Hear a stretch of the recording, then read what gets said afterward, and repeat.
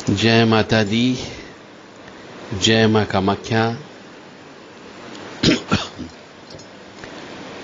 कामाख्ये वरदे देवी नीलपर्तवासिनी तम देवी जगत माता योनि मुद्रे नमस्तुते। कामाख्ये काम संपन्ने कामेश्वरी हर प्रिये काम नाम देहि में नित्यम कामेश्वरी नमस्तुते। काम दे काम रूपस्ते सुभगे सुर सेविते करोमि दर्शन देव्यम सर कामार सिद्धयेत। ओम महेशानी महामाये चामुंडे मुंड मालिनी आयु आरोग्य ऐश्वर्य देहि में देवी परमेश्वरी। ओम जयंती मंगला काली भद्रकाली कपालिनी दुर्गा क्षमा शिवा धात्री स्वाहा सदा नमस्तुते। ओम सर्वमंगल मांगल्ये शिवे सर्वासादिके शरण्ये त्र्यंबके गौरी नारायणी नमस्तुते। दुर्गति नाशिनी दुर्गा जय जय, काल विनाशिनी काली जय जय, उमा रमा ब्रह्माणी जय जय, सीता राधा रुक्मणी जय जय, महालक्ष्मी नमस्तुभ्यम सुरेश्वरी, हरि प्रिये नमस्तुभ्यम दयानिधि, काली काली महाकाली काली के पाप नाशिनी, खड़ग हस्ते मुंड हस्ते काली काली नमस्तुते। नीरहार हार धनसार सुधाकरंभा कल्याणम दा कनक चंपक दाम्बूषाम उतुंग बिनकुचुकुंभ मनोहरांगी वाणी नमामि मनसा वत्सा विभूतिये। ओम ऐं सरस्वत्यै नमः। ओम ह्रीं दुम दुर्गाय नमः। या जल जल प्रज्वल अग्नि रूपाय ओम होम ह्रीं श्रीं ज्वाला देवी नमो नमः। ओम त्र्यंबकं यजामहे सुगंधिं पुष्टिवर्धनम् उर्वारुक्मी वंदना मृत्योर्मुक्षीयमामृतात्। ओम भूर्भुवः स्वः तत्सवितुर्वरेण्यं भर्गो देवस्य धीमहि धियो यो नः प्रचोदयात्। काली तारा महाविद्या षोडशी भुवनेश्वरी भैरवी च नमस्ता च विद्या धुमा तथा मगला सिद्ध विद्या च मातंगी कमलात्मिका एतदस् महाविद्या सिद्ध विद्या प्रतिर्गिता। ओम ब्रह्मा मुरारी त्रिपुरांतकारी भानु शशि भूमि सुतो बुधश्य गुरुश्च शुक्र शनि राहु केतवे सर्वे ग्रहा शांति करा भवन्तु। ओम अनंतम वासुकिं शेषम पद्मनाभम जकम्बलम शंखपालाय च कर्कोटकम तक्षकम च कालीय। ओम ह्रीं आपदाम फर्तारम दातारम सर्वसंपदाम लोकाभिरामम श्रीरामम भूयो भूयो नमाम्यहम्। हम हनुमते नमः। ओम ह्रीं हनुमते रामदूताय नमः। ओम बम भैरवाय नमः। ओम हम शम नम गम भम सम खम महाकाल भैरवाय नमः। ओम ह्रीं बटुकाय आपदु द्वारणा कुरु कुरु बटुकाय रीम। इस प्रकार से आपको रोजाना इन सब मंत्रों का उच्चारण 11-11 बार करना चाहिए, क्योंकि वर्तमान समय खराब चल रहा है, बाहर की हवा भी खराब चल रही है और सब परिस्थितियां भी हर मनुष्य की खराब चल रही है। तो इन सबको ठीक करने के लिए, अपनी ओरा को रिपेयर करने के लिए, अपने मन को शांत रखने के लिए आपको इन सब मंत्रों का 11-11 बार आप जप करें और हो सके तो हवन अवश्य करें। यह आपके ऊपर निर्भर करता है। हवन करेंगे तो उसका 10 गुना फायदा मिलता है जप करने से। यानी जितना जप करते हो यदि उतना ही आपने हवन कर लिया तो 10 गुना फायदा करेगा। आपकी ओरा भी रिपेयर हो जाएगी, आपके कुल देवी देवता भी प्रसन्न हो जाएंगे, आपके पितृ देवता भी प्रसन्न हो जाएंगे, आपके नाग महाराज भी प्रसन्न हो जाएंगे, भोलेनाथ भी प्रसन्न हो जाएंगे और सभी हनुमान जी बजरंगबली सभी देवी देवताओं के नाम इसके अंदर आ जाते हैं। तो जप अवश्य करें, हवन भी करें और सब मिलकर के करें। परिवार के बच्चों को भी अवश्य बताएं कि इन मंत्रों का जप करना है और हवन करना है, क्योंकि यदि आपने भारतीय संस्कृति को अपने बच्चों को सौंपा नहीं तो निश्चित तौर से बच्चे गर्त में चले जाएंगे। देवराधा ट्रस्ट सत्यवाणी चैनल। आज हम आपको बताने वाले हैं गुरु शिष्य संबंध की आवश्यक बातें। बहुत स्पष्ट तौर से, बहुत खुले रूप से हम आपसे बात करते हैं। हम इस तरीके से आपको एक्सप्लेन करने का, समझाने का प्रयास करते हैं जैसे आप हमारे छात्र हो, आप हमारे बच्चे हो और हमें आपको इस धर्म के अंदर पास कराना है, आपको अच्छे नंबरों से पास कराना है, ताकि आपकी जिंदगी शांति से चल सके। आपको ऐसी संसार की ऐसी नाव में बिठाना है कि वो ये भाव सागर बहुत आसानी से आप क्रॉस कर लो और उस नाव में किसी प्रकार की कोई तकलीफ ना होनी चाहिए। इसीलिए हम इतना स्पष्ट तौर से आपसे बात करते हैं। तो गुरु शिष्य संबंध की आवश्यक बातें क्या क्या होना चाहिए? पहले तो यह समझ लें कि गुरु दीक्षा क्या होती है। बहुत से मनुष्यों को मालूम ही नहीं है कि गुरु दीक्षा क्या होती है, क्योंकि उनने शास्त्र नहीं पढ़ा है और न उनके गुरुओं ने उन्हें बताया और न उनके माता पिता ने बताया। तो कम से कम आपको यदि यह निःशुल्क ज्ञान प्राप्त हो रहा है तो आप ज्ञान खुद भी लें और अपने बच्चों को भी अवश्य दें। गुरु दीक्षा क्या है वास्तव में? दीक्षा शब्द की उत्पत्ति जो है वह संस्कृत के शब्द दक्ष से उत्पन्न हुई है और दक्ष का अर्थ होता है कुशल होना, यानी एक्सपर्ट होना, दक्षता जिसको बोलते हैं। तो समानार्थी अर्थ है इस दक्ष का विस्तार करना। समानार्थी यानी समान अर्थ वाला। इसका दूसरा स्रोत है दीक्ष शब्द है जिसका अर्थ है समर्पण। अतः दीक्षा का संपूर्ण अर्थ हुआ स्वयं का विस्तार करना। तो दीक्षा का मुख्य अर्थ क्या हो गया? अपना स्वयं का विस्तार करना होता है। तो दीक्षा के द्वारा शिष्य में यह सामर्थ्य उत्पन्न होता है कि गुरु से प्राप्त ऊर्जा के द्वारा शिष्य के अंदर आंतरिक ज्योति प्रज्वलित होती है, जिस ज्योति के प्रकाश में वह अपने अस्तित्व के उद्देश्य को देख पाने में सफल होता है। दीक्षा से अपूर्णता का नाश होता है और आत्मा की शुद्धि भी होती है। इसलिए हिंदू सनातन धर्म में प्रत्येक स्त्री और पुरुष को दीक्षा अवश्य लेना चाहिए, जिससे उसकी अपूर्णता का नाश हो जाएगा और आत्मा की शुद्धि भी होती है। तो गुरु का ईश्वर से साक्षात संबंध होता है, ऐसा शास्त्र कहते हैं। ऐसा गुरु जब अपनी आध्यात्मिक प्राणिक ऊर्जा का कुछ अंश एक समर्पित शिष्य को हस्तांतरित करता है तो यह प्रक्रिया गुरु दीक्षा कहलाती है।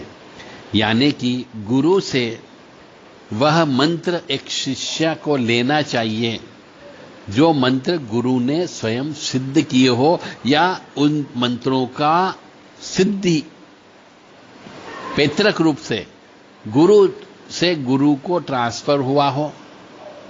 यानी पहले गुरु ने सिद्ध किया तो दूसरे शिष्य को दे गया, जब वो गुरु बन गए, जो शिष्य है वो गुरु बन गया तो उसने फिर अपने शिष्य बनाए, उनको ट्रांसफर किया। यदि पीढ़ी दर पीढ़ी ऐसे गुरु शिष्य परंपरा के अनुसार यदि आपको कोई मंत्र या सिद्धि ट्रांसफर करता है उसे भी गुरु दीक्षा की मानी जाती है।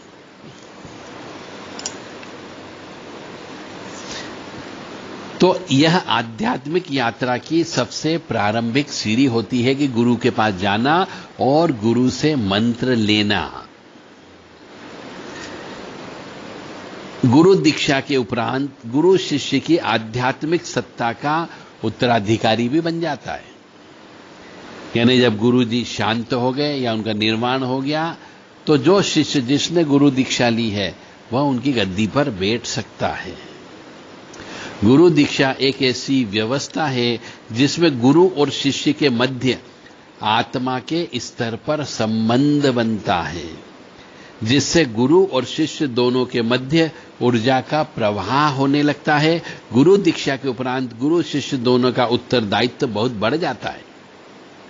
गुरु का उत्तरदायित्व समस्त बाधाओं को दूर करते हुए शिष्य को आध्यात्मिकता की चरम सीमा पर पहुंचाना होता है और वहीं शिष्य का उत्तरदायित्व होता है हर परिस्थिति में गुरु के द्वारा बताए गए नियमों का पालन करना।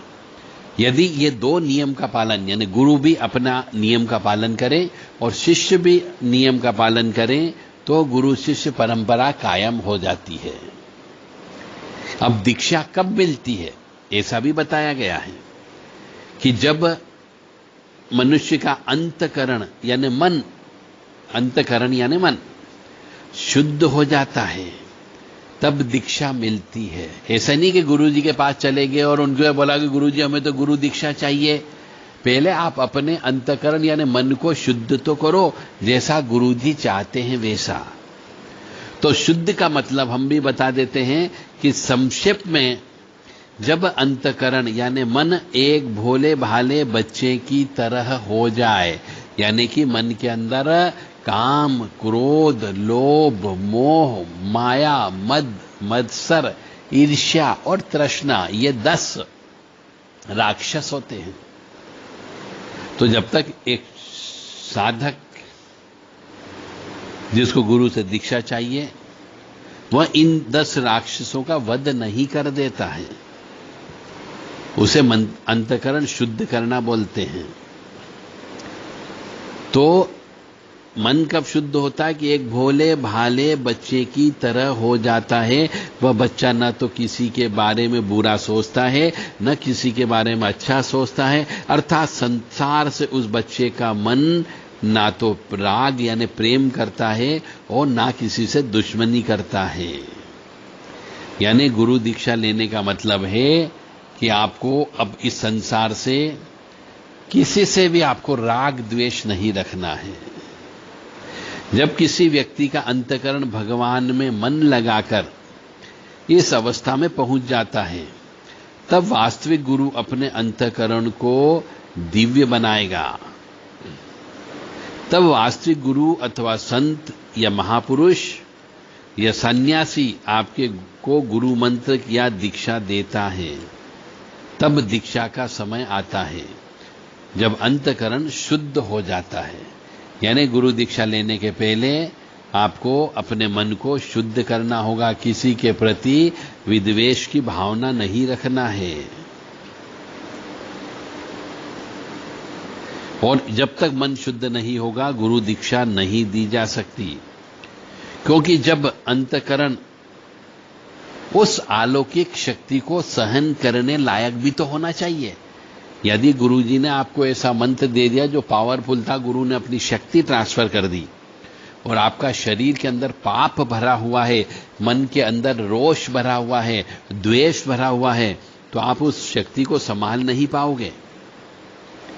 अगर कोई गुरु या महापुरुष बिना अधिकारी बने किसी को जबरदस्ती दीक्षा दे दे, तो उस व्यक्ति के शरीर के बीमारियां निकल आएगी, तरह तरीके से बीमार हो जाएगा, बिस्तर पर पड़ जाएगा, और वह अनाधिकारी व्यक्ति सहन नहीं कर सकता। यानी जब उसका अंतकरण शुद्ध नहीं होता है, तो वह गुरु के द्वारा दिए गए शक्ति को स्वीकार नहीं कर सकता।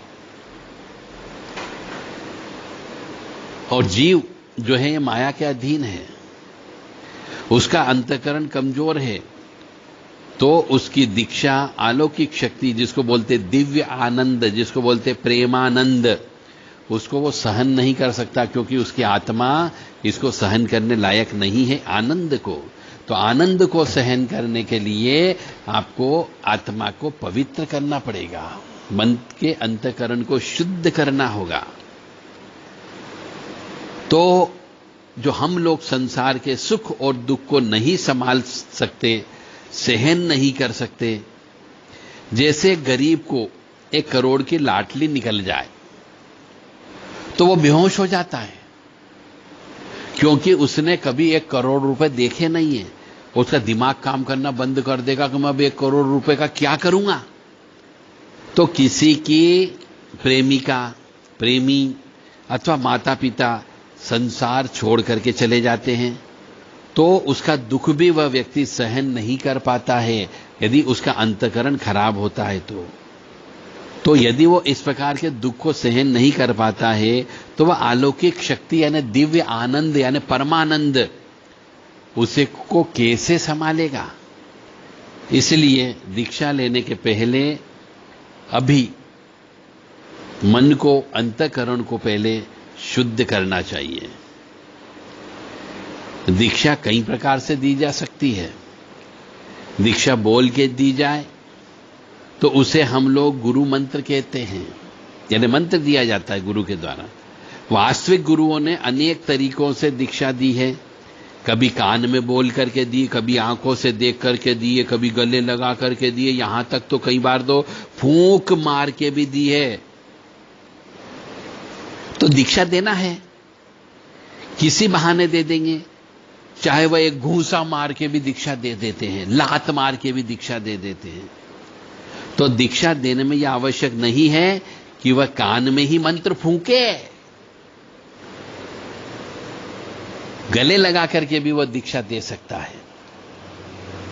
तो दीक्षा के प्रकार, स्पर्श दीक्षा, टच करके किसी शरीर को गले लगा करके आलिंगन करके भी दीक्षा दी जा सकती है।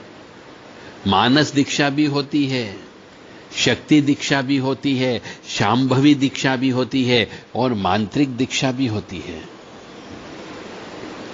और स्पर्श दीक्षा पहली चीज, जैसे पक्षी अपने सुंदर पंखों से धीरे धीरे शिशुओं की वृद्धि करता है, इसी प्रकार की दीक्षा को स्पर्श दीक्षा कहते हैं।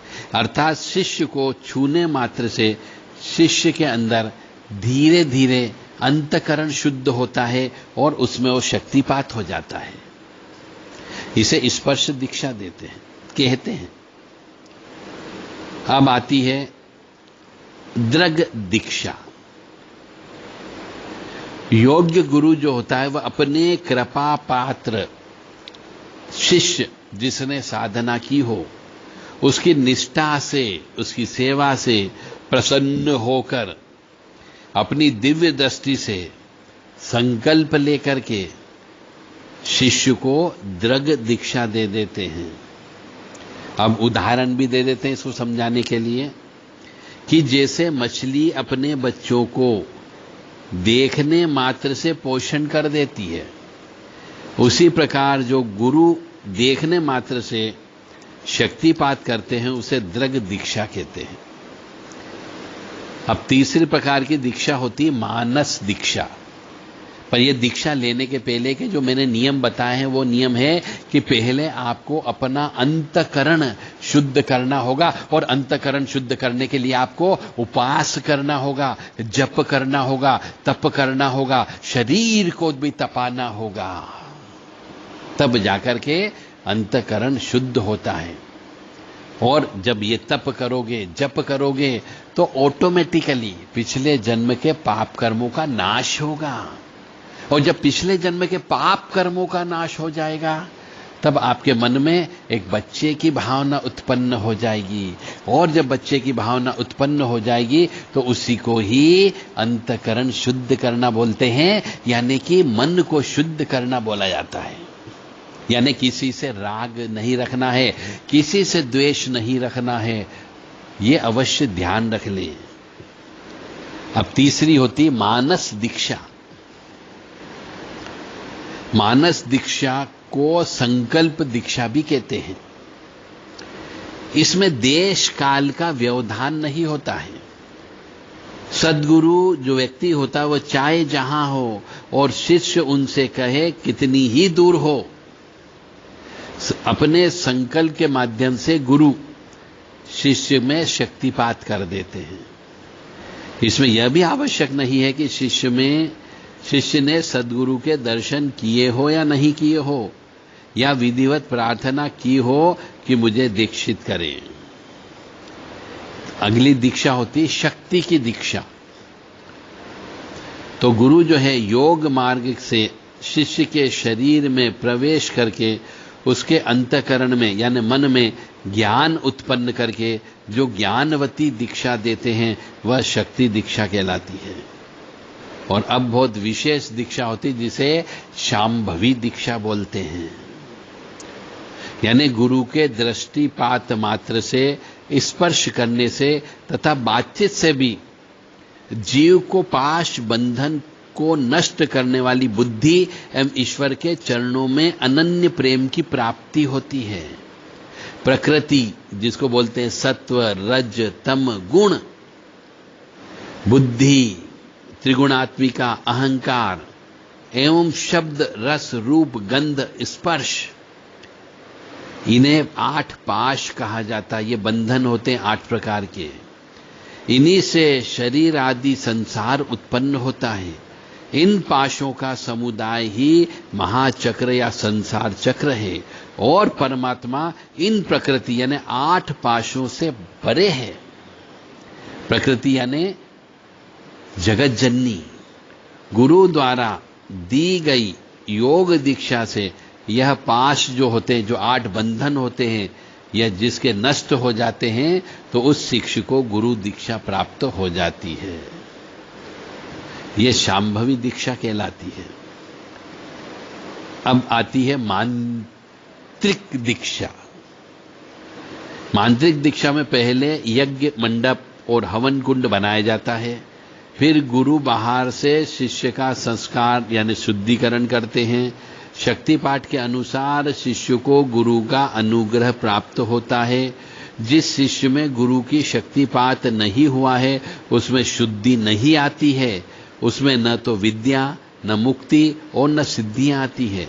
इसलिए शक्तिपात के द्वारा शिष्य में उत्पन्न होने वाले लक्षणों को देखकर गुरु ज्ञान अथवा क्रिया द्वारा शिष्य की शुद्धि करता है और शिष्य को आनंद की प्राप्ति होती है।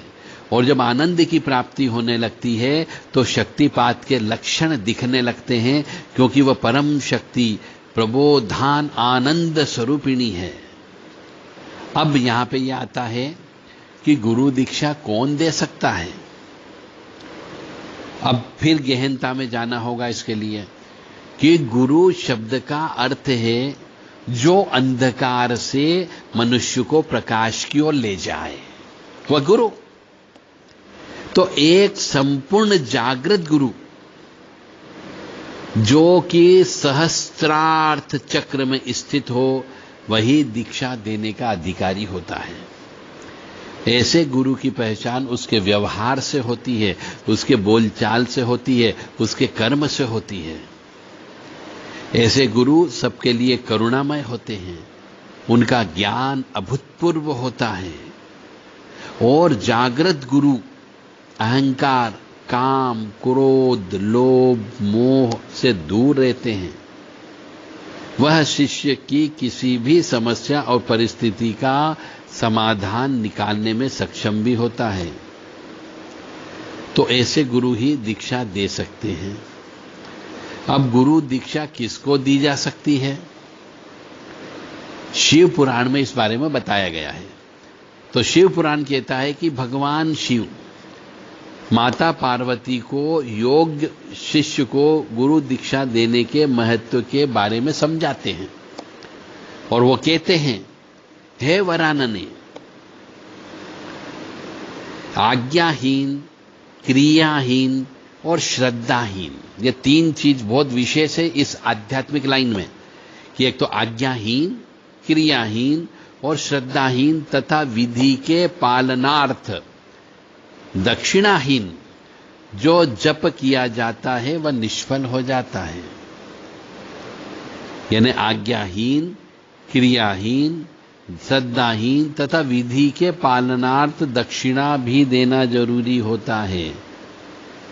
तो ऐसे जिसने दक्षिणा न दी हो उसका जप किया जाता है वह निष्फल हो जाता है। इस वाक्य से गुरु दीक्षा का महत्व स्थापित होता है, क्योंकि गुरु दीक्षा के उपरांत गुरु और शिष्य एक दूसरे के पाप और पुण्य के भागी बन जाते हैं। यह विशेष तौर से बात है। यदि कोई शिष्य पाप कर्म करता है उसका फल गुरु को भी भोगना पड़ता है। तो शास्त्रों के अनुसार गुरु और शिष्य एक दूसरे के सभी कर्मों के छठे हिस्से के फल के भागीदार बन जाते हैं, ऐसा शास्त्र कहता है। शिव पुराण के में लिखा हुआ है 1/6 हिस्सा, यानी कि 100 रुपए में 6 आना, 1/6।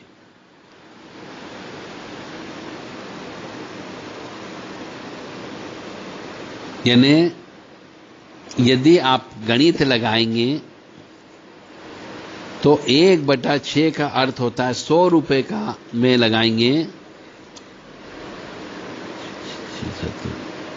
17% हिस्सा यदि गुरु पाप कर्म करता है तो शिष्य को भोगना पड़ता है, और शिष्य ने यदि कोई पाप कर्म कर लिया तो 17% हिस्सा गुरु का पुण्य क्षय हो जाता है।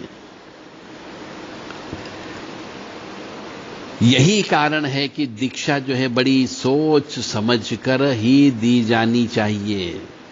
अब प्रश्न यह उठता है कि दीक्षा के योग्य कौन होता है? पहली बात तो इसमें यह है कि धर्म अनुरागी होना चाहिए, उत्तम संस्कार होना चाहिए, और वैरागी व्यक्ति को दीक्षा दी जा सकती है। दीक्षा के उपरांत आदान प्रदान की प्रक्रिया गुरु और शिष्य दोनों के शक्ति और सामर्थ्य पर निर्भर करती है। दीक्षा में गुरु के संपूर्ण होने का महत्व तो है ही, किंतु सबसे अधिक महत्व शिष्य योग्य होना चाहिए, क्योंकि दीक्षा की सफलता शिष्य की योग्यता पर ही निर्भर करती है। यदि शिष्य गुरु की ऊर्जा और गुरु ज्ञान को आत्मसात करके अपने जीवन में ना उतार पाए, अर्थात क्रियान्वित न कर पाए, तो श्रेष्ठ प्रक्रिया भी व्यर्थ हो जाती है। इसलिए अधिकांशतः गुरु शिष्य के धैर्य की परीक्षा लेते हैं, समर्पण की परीक्षा लेते हैं, उसके योग्यता की परीक्षा लेते हैं। 1 वर्ष तक या इससे अधिक की अवधि तक विभिन्न तरीके से उसकी परीक्षा ली जाती है, फिर विशेष दीक्षा दी जाती है। ऐसी दीक्षा मन, वचन और कर्म जनित पापों का क्षय कर परम ज्ञान प्रदान करती है। तो एक शिष्य को सर्वप्रथम अपने पापों का क्षय करना चाहिए। पिछले जन्म के कर्म के अनुसार जो भी विभिन्न श्राप होते हैं, माँ का श्राप होता है, पिताजी का श्राप होता है, भाई का श्राप होता है, बहन का श्राप होता है, यदि स्त्री है तो पति का श्राप भी हो सकता है, यदि पुरुष है तो पत्नी का श्राप हो सकता है, बुआ का श्राप हो सकता है, भानेज का श्राप हो सकता है, नौकर चाकर का श्राप हो सकता है, और तो और सास ससुर का श्राप भी हो सकता है, और बच्चे का भी श्राप हो सकता है, बेटे का श्राप हो सकता है, बेटी का श्राप हो सकता है। तो सर्वप्रथम शिष्य को इन सब पापों का जो पिछले जन्म में करके आया है, उन सब पापों का प्रायश्चित करना चाहिए। इसके लिए उसे अपने आप को तपाना पड़ता है, तब वो इसके योग्य होता है। अब शिष्य को किस प्रकार की दीक्षा दी जाए, इसका निर्धारण भी गुरु जो है वही शिष्य की योग्यता और उसकी आदत और उसकी प्रवृत्ति को देख करके करता है। दीक्षा का प्रथम चरण है मंत्र द्वारा दीक्षा। सबसे पहले मंत्र दीक्षा दी जाती है। जब शिष्य अपनी मनोभूमि तैयार कर सामर्थ्यवान बन जाता है, योग्यता प्राप्त कर लेता है, श्रद्धावान बन जाता है, त्याग वृत्ति उसके अंदर होना चाहिए, इन सब के द्वारा ही वह मंत्र को उस शिष्य को सिद्ध करना पड़ता है, तो दीक्षा के अगले चरण में पहुंच जाता है। और अगला स्तर जो होता है वो होती है प्राण दीक्षा, यानी जो हमने पहले बताई आपको शांभवी दीक्षा होती है। कभी कभी गुरु स्वयं ही अपने शिष्य का चयन कर लेता है। शिष्य का गुरु से जब पिछले जन्म से ही संबंध होता है और जागृत गुरु को इसका ज्ञान होता है, ऐसी परिस्थिति में गुरु स्वयं शिष्य का चुनाव कर लेता है। जब व्यक्ति की योग्यता अच्छी हो और गुरु पाने की तीव्र उसमें लालसा उत्कंठा होना चाहिए, तो उसे योग्य गुरु जल्दी मिल जाते हैं। और शिष्य से मिलाने में ईश्वर स्वयं सहायता करता है, ऐसा कई किताबों में लिखा हुआ है। और कई बार तो ये शक्तियां स्वप्न के माध्यम से गुरु का दर्शन उन शिष्य को करा देती है कि ये तेरा गुरु बनेगा, ये गुरु आपको मिलेंगे। तो ये सब शक्तियों का काम होता है। और तीसरी परिस्थिति उत्पन्न होती है कि शिष्य अपनी जितनी बुद्धि उसके पास होती उसके अनुसार गुरु की योग्यता की पहचान करके गुरु से गुरु दीक्षा प्राप्त करता है, और गुरु शिष्य की योग्यता को समझकर जो भी दीक्षा देना है उसके दीक्षा के प्रकार का निर्णय लेता है। अब अच्छे शिष्य जो होता है, दीक्षा लेने वाला, उसके क्या लक्षण होना चाहिए? बहुत गहनता से, बहुत गहरा विश्लेषण गुरु शिष्य परंपरा के बारे में हमने आज आपको बताया। अभी और भी आगे बताने जा रहे हैं कि अच्छे शिष्य के क्या लक्षण हैं। यदि इस संबंध में आपको कोई किताब चाहिए तो साधना सिद्धि नामक किताब है। उस किताब में सिद्धि कैसे प्राप्त होगी, साधना कैसे करेंगे, हवन पूजन कैसे करेंगे, इसके बारे में पूरा विस्तृत वर्णन दिया गया है। आप चाहें तो देव राधा ट्रस्ट से व्हाट्सएप पे संदेश देकर के साधना सिद्धि नामक किताब आप प्राप्त कर सकते हैं। अच्छे शिष्य के क्या लक्षण होते हैं? तो गुरु के वचनों पर पूर्ण विश्वास करना चाहिए, यह अच्छे शिष्य का लक्षण है। आज्ञाकारी होना चाहिए, उसे हमेशा आस्तिक होना चाहिए, ईश्वर के प्रति समर्पण भाव होना चाहिए, और यह मानना चाहिए कि ईश्वर है, और सदाचारी भी होना चाहिए। सत्यवाणी का प्रयोग करने वाला होना चाहिए। चपलता, कुटिलता, क्रोध, मोह, लोभ, ईर्ष्या इत्यादि इनसे दूर रहने का पूरा पूरा प्रयास करते रहना चाहिए। जितेंद्रिय होना चाहिए, पर निंदा नहीं करना चाहिए, छिद्रान्वेषण नहीं होना चाहिए, मुंह से कटु वाणी नहीं निकालना चाहिए, सिगरेट और मद्यपान और जर्दा चूने का सेवन नहीं करना चाहिए। गुरु के उपदेशों पर चिंतन करना चाहिए, मनन करना चाहिए कि ऐसा क्यों बोला, और बोला तो उसे आत्मसात करना चाहिए। नियम का पालन श्रद्धा और विश्वास से करना चाहिए। गुरु की सेवा में उत्साह रखने वाला होना चाहिए। गुरु की उपस्थिति अथवा अनुपस्थिति दोनों कैसी भी परिस्थिति हो, उसमें आदेश जो दिया है उसका पालन करते रहना चाहिए। चेतना के जागरण के लिए इन सब चीजों का सामंजस्य बहुत अनिवार्य है। और गुरु की चेतना से निरंतर संयुक्त रहने के कारण वह शिष्य में भी चेतना जागृत हो जाती है, और जब उसमें प्रेम करने की इच्छा उत्पन्न हो जाती है तो उसमें घृणा, ईर्ष्या, क्रोध, निर्णय, अनिर्णय, अविवेक, ये सब चीज चले जाते हैं। गुरु को प्रकृति और ईश्वर के नियमों का ज्ञान होने के कारण उसमें अज्ञानता के भंवर से निकालने की क्षमता भी होती है। वह शिष्य को धीरे धीरे ज्ञान देता है और कर्म की गति सही करवाकर, यानी उसके यदि पिछले जन्म के कर्म खराब हैं तो उसे ठीक करवाता है, यानी सही करवाकर, सामर्थ्य में वृद्धि करवाकर, अज्ञान के भंवर से निकालकर ईश्वर से संबंध स्थापित करवाता है। वही वास्तव में गुरु है। और आज क्या हमारा आध्यात्मिक विकास हमारे परिवारजनों को प्रभावित करता है? ऐसे बहुत सारी चीजें हैं कि मनुष्य में सृष्टि के अन्य व्यक्त रूपों से चेतना का प्रतिशत कई बार अधिक हो जाता है, कई बार कम हो जाता है। इसी कारण मनुष्य को इच्छा, कर्म और ज्ञान का सामर्थ्य प्राप्त हो जाता है। और चेतना का मतलब क्या, यह भी एक गहरा विषय है। चेतना यानी जागृतता, यानी कि परमात्मा का अंश। परमात्मा का अंश, चाहे वह कोई भी वनस्पति हो, चाहे वह कोई भी जीव हो, नदी हो, पहाड़ हो, पर्वत हो, पशु हो, पक्षी हो, इसका अर्थ यह है कि ईश्वर सृष्टि के हर कण कण में विद्यमान है और कण कण में चेतना व्याप्त है।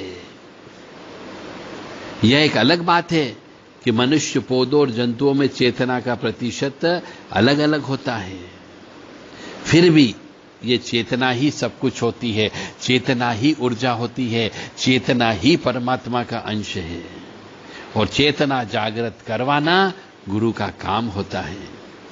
मां भगवती जगत जननी आद्य शक्ति भवानी आपको उचित गुरु ढूंढने में मदद करें, ऐसी कामना हम मां आद्य शक्ति से करते हैं।